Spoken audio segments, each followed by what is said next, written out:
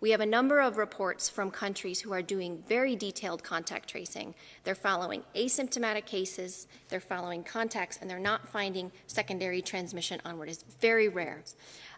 We are constantly looking at this data, and we're trying to get more information from countries to truly answer this question. It still appears to be rare that an asymptomatic individual actually transmits onward.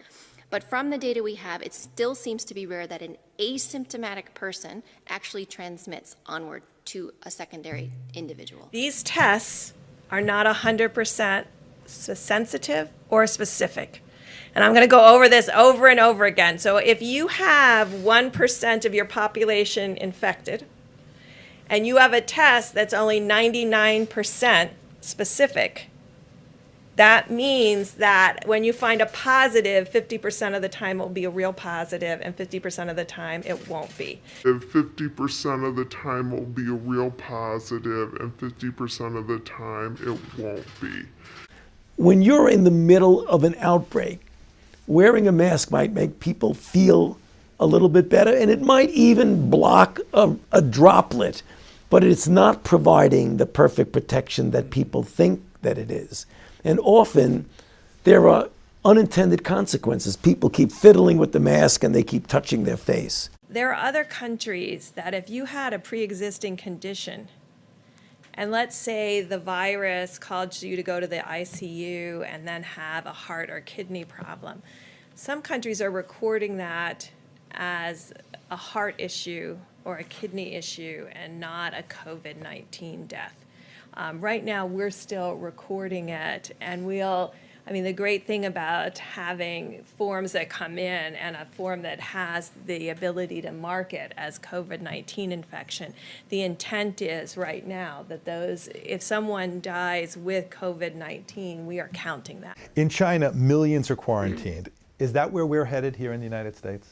I don't imagine that the degree of the draconian nature of what the Chinese did would ever be either feasible, applicable, doable, or whatever you want to call it in the United States. I don't think you could do that.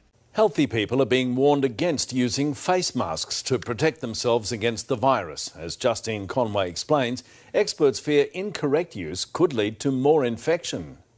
Wearing masks like that is wasting a mask. That's a mask that won't be available when it's actually needed. The state government's advice on wearing face masks is in line with the World Health Organization. Under its guidelines, masks should only be worn if you have a cough, fever and difficulty breathing, or if you are healthy and taking care of someone with these symptoms and/or someone with a confirmed case of COVID-19. If you do not have these symptoms, you do not have to wear masks, because there is no evidence that they protect people who are not sick. Because there is no evidence that they protect people who are not sick. Because there is no evidence that they protect people who are not sick. When you look at some of the masks people are wearing, you can see there is a huge range of products out there. And while they may offer some sense of security, experts warn if you wear a mask the wrong way, it could actually make you sick. When I've been walking about, I've been seeing people touching the front of the masks, adjusting the masks on their face, and then going and touching other things. What we've got to remember is that front of the mask may be picking up different pathogens.